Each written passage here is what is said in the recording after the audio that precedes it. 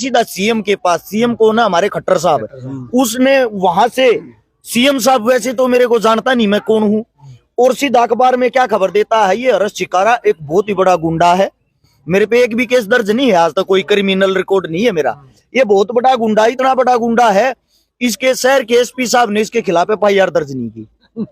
अच्छा, अब वे एक आपके एरिया की बात बताता हूं मैं, आपके यहीं पे हरिद्वार जाते टाइम मेरे को याद तो है नहीं क्योंकि मदद इतनी कर ली, कोई चीज याद नहीं रहती, कोई कालू कालू करके नाई जाति से था, गरीब हा, वो 1 रुपया उसको कोई दे देता, कोई 2 रुपए दे देता, खुले सिक्के दे देता, वो बसों में आने जाने वाले यात्रियों के लिए पानी पिलाया करता, उसकी उम्र 80-85 साल थी, मैंने भी उसकी वीडियो डाली, उसकी वीडियो से कोई लाख रुपए आए, फिर कोई इकबाल डॉक्टर था शायद, इकबाल नाम का, इसी साइड का डॉक्टर, फिर वो मेरी वीडियो देख के वो भी वहां पहुंचा, उसने भी वीडियो डाली।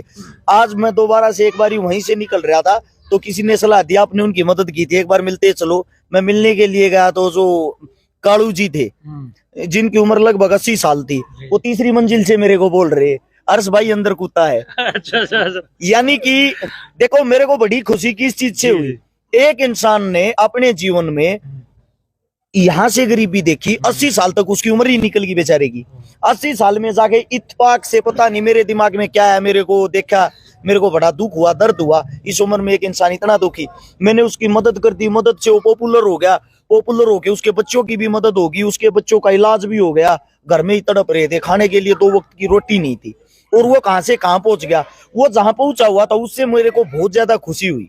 और एक और सच्चाई बताता हूँ मैं आपको, मैं आज भी किराए के मकान में रहता हूँ, आज भी सर, मैं आपको बता दूं, मैं सरकार को हर महीने मंथली जो टैक्स होता है जो अपने काम का, लगभग मैं 3 से 3.5 लाख रुपए देता हूँ। अब मेरी कमाई का अंदाजा आप लगा सकते हो, 3-3.5 लाख रुपए उनको देता हूँ तो 2 रुपए कमाता हूँ, और इतना रुपया कमाने के बाद भी मैं 100 गज का मकान तक नहीं ले पा रहा हूँ, तो पैसा लगता क्या है।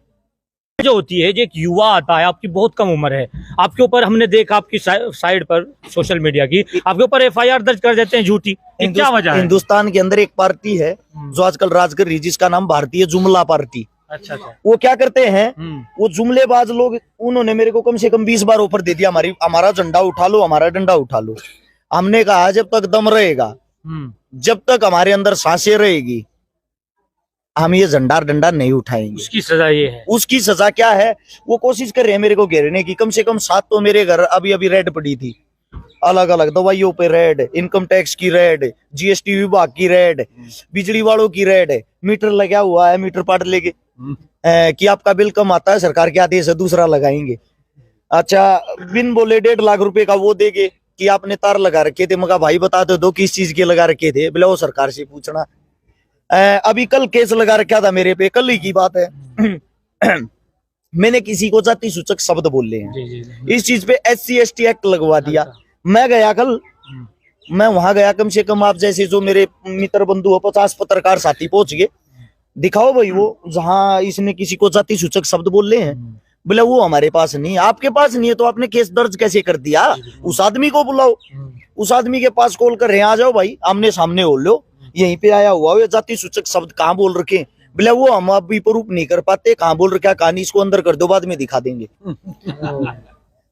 इससे पहले अभी एक केस और लगाया जिसमें कल जमानत होनी थी लेकिन हो नहीं पाई, मेरे पे केस लगा रखा, मैंने किसी का प्लॉट कब्जाया है। अच्छा। सोनीपत के अंदर, दानिश भाई वहीं रहता है, जो हमारा एरिया वो थोड़ा क्राइम का एरिया है सोनीपत, जो मेरे पे केस लगा रखा है उसमें ये मैंने किसी का प्लॉट कब्जाया है और किसी को 5 लाख रुपए फिरौती मांगी है प्लॉट कब्जाने वाले पे।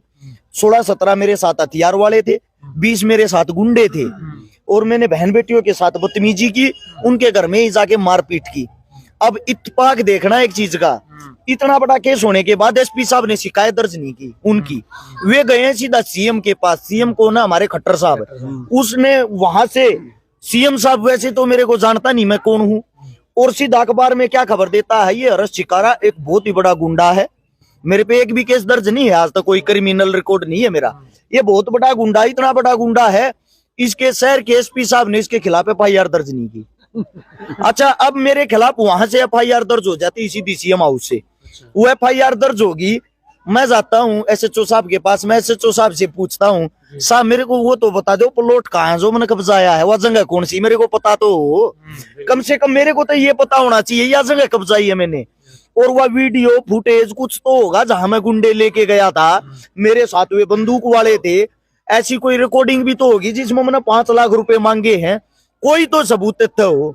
ऐसे चौसा बोले हर्ष भाई सरकार का दबाव, हमने ये लिखना था, बाकी पता हमारे को भी नहीं। मतलब कहानी ये है कि अगर कोई युवा ऊपर आता है समाज का काम करने के लिए, उसको कहीं ना कहीं जो ताकतवर लोग हैं नीचे दबाने की कोशिश करती है। वही आपके साथ हो रहा है, क्योंकि आपकी में हम कल जो पूरी डिटेल निकाली, आप बेकसूर साबित हुए। हर केस आपके ऊपर जो है झूठे थे, वो सब आपने दिखाया लाइव करके। जी। मीडिया तो कह रही है हिंदू मुस्लिम फला, ये हिंदू फला सोनीपत का कहाँ दिखा रही है, आप लोगों का दिखा रही है, उत्तर प्रदेश का दिखा रही है। हिंदू मुसलमान को काटने वाला, मुसलमान हिंदू को काटने वाला। शाम के 8 बजे खबर देखोगे ना, एक दूसरे की गर्दन पे तलवार रख के ऐसे दिखा रहे हैं, अगर बाथरूम तक गए कहीं गर्दन कट के ना पड़ जाए। आप जमीनी सतर पे बताओ मेरे को, मैं हर जगह जाता हूँ, ऐसी कोई जगह ही नहीं जहां मैं नहीं गया हूँ। जयपुर के अंदर 2.5 लाख मुसलमान साथियों का ग्रुप है, मेरी टीम है वो। इतना वहां के जो मुसलमान आपस में एक दूसरे को नहीं जानते, मेरे को जानते हैं।